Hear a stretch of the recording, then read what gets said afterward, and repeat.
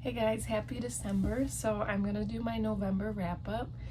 So in November, I read 13 books. So half of them were like middle grade or those really short Amazon original stories. So 13 sounds much bigger than it actually was.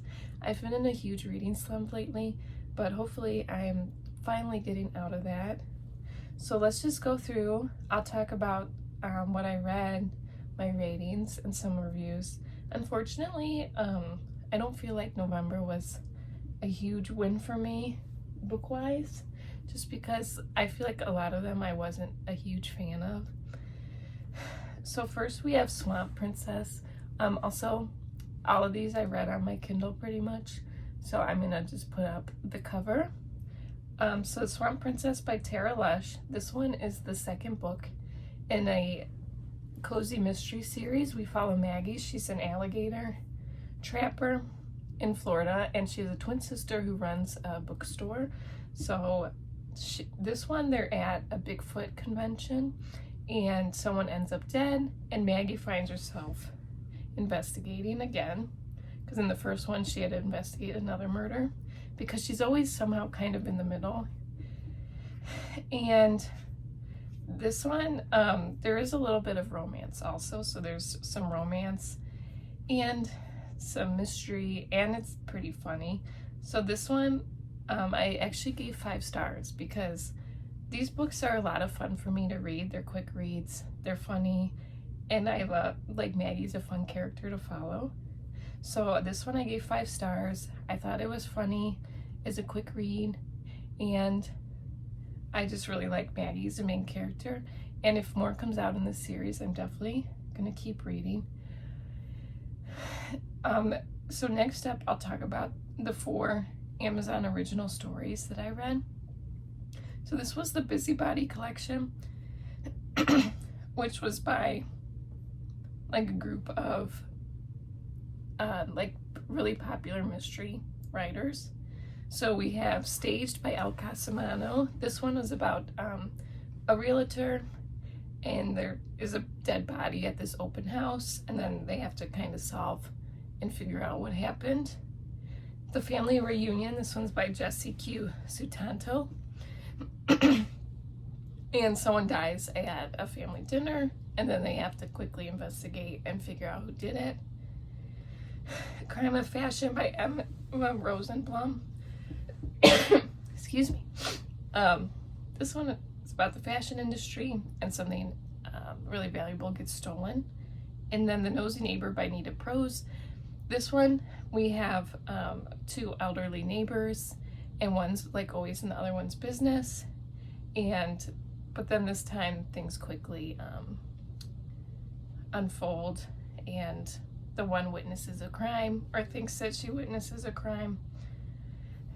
So all 4 of these I thought were fun, but I would say they were just a little too short, because I don't feel like the characters and stuff were really built up, and like the mysteries itself were just so short. Like, you couldn't really figure anything out, because the next page, like, they were already revealing stuff. So they were quick, fun reads, but I would probably give all of them like 3 stars, just because I do wish some of them were longer, just so that you could actually build the story a little more.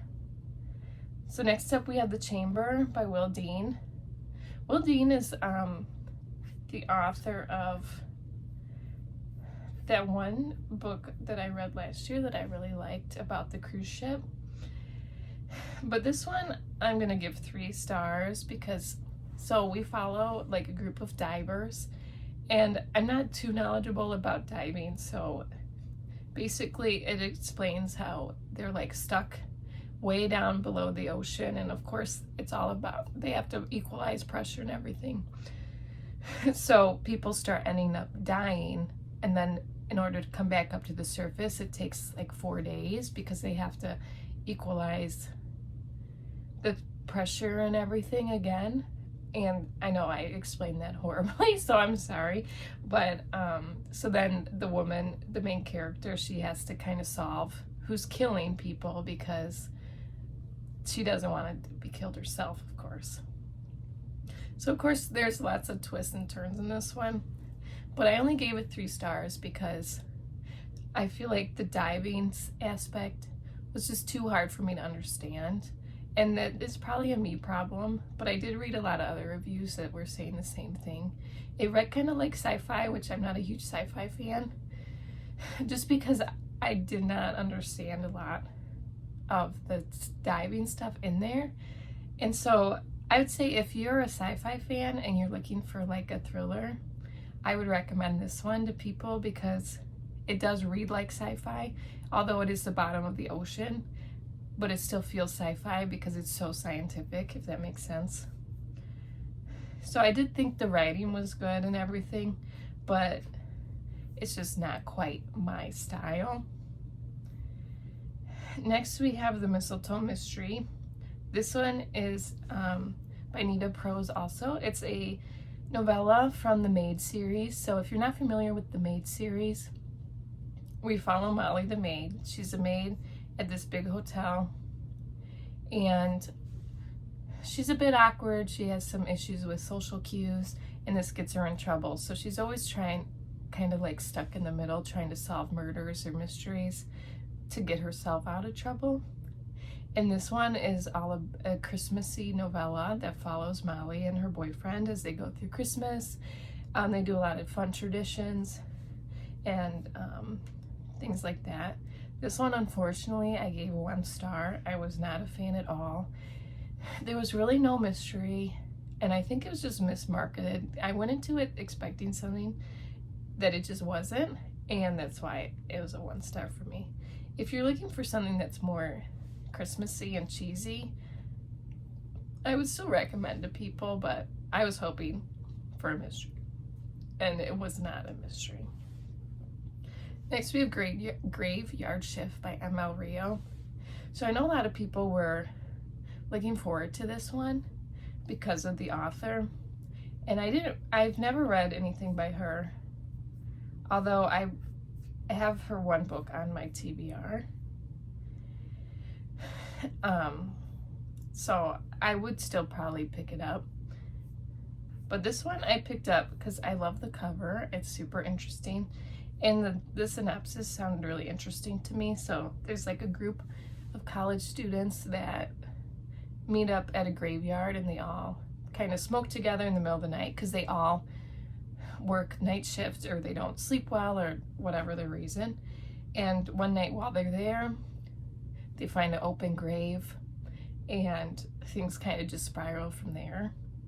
So this one I gave 3 stars, and I do feel I liked the story, and I do feel like there was a lot of potential there. It just did not feel finished, unfortunately.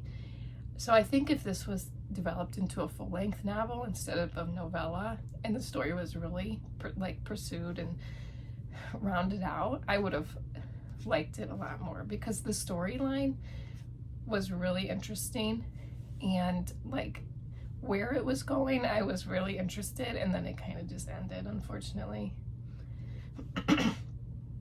So next up, I've been reading the Goosebumps series throughout the whole year. So I listened to 2 of them, The Ghost Next Door and The Haunted Mask. That's books 10 and 11, like in the original series. And I love the Goosebumps books. So these are always 5 stars for me, just because they're so nostalgic. They're just fun to read.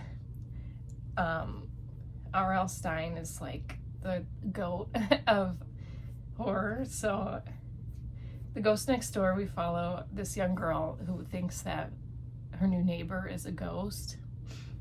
And this one had a pretty good twist, actually. Although I saw it coming, but it's probably because I'm an adult, where like kids that this is actually written for the age range will probably not see it coming and really enjoy the twist.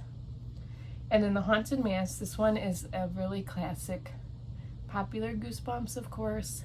We have a young girl who everyone always likes to scare her. And then for Halloween, she decides to get this super scary mask and scare people to get back at them. But obviously, things go wrong, and the mask is like actually haunted. So that one was a lot of fun also. Those are just quick and nostalgic and fun. So I always give them 5 stars, even if like I'm not a huge fan of the story or whatnot. It's more the nostalgia. And then lastly, we have 3 more Christmas books. I've started my Christmas reading early because I have a lot on my TBR, so I want to hopefully get to all of them. Mistletoe Season, I give this one 4 stars. It's 3 different stories. They're all kind of like Hallmark movies, and we have different like tropes and stuff. And it's 3 different authors that write them also. It's low spice also, which I appreciate. And the characters are fun. The settings are nice. There's lots of snow, Christmassy vibes. So I would recommend this if you're looking for something that's similar to like Hallmark. And it is a bit cheesy, so that's why it got a 4 from me instead of a 5, but I still really enjoyed it.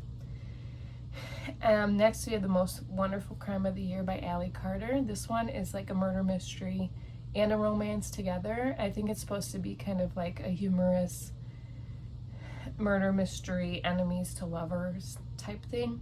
We have 2 writers who both get invited to this mysterious like Christmas party retreat thing. And of course they hate each other, they have a past. And then a crime is committed, so they have to team up to figure out who did it. And then of course they slowly start to realize they don't actually hate each other and they're actually like each other. This one was a 2-star for me. I just really did not like the main character, Maggie. I did like the setting where they're like at a big mansion for Christmas and things are all decked out, it's snowing, all that kind of stuff. That's always fun for Christmas. But the characters I just didn't like. I'm not a big fan of enemies to lovers, and this book really proved that, because I don't feel like they were enemies for a good reason. So then when they became lovers, I just didn't care. So unfortunately that one didn't totally work for me, but if you like enemies to lovers, I could see people liking that. And then lastly, we have Christmas Crimes at the Mysterious Bookshop. So when I first started this one, I didn't realize that this Mysterious Bookshop is an actual place in New York, and the author or the editor of this is the actual owner of that bookstore, which is super fun. I looked up pictures and it looks like a really cool bookstore, so I would love to go. I think it's only like mysteries and crime novels that they sell, which is awesome.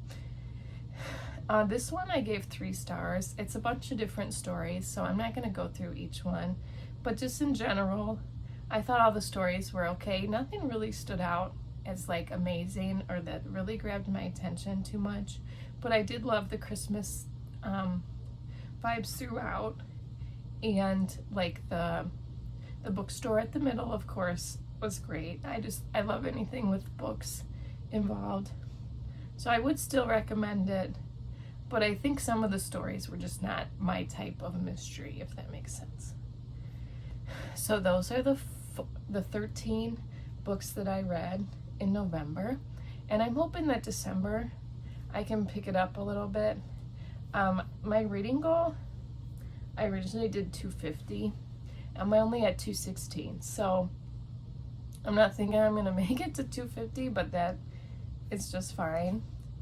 But I hope I can get some good reads in December, and I will see you guys next time.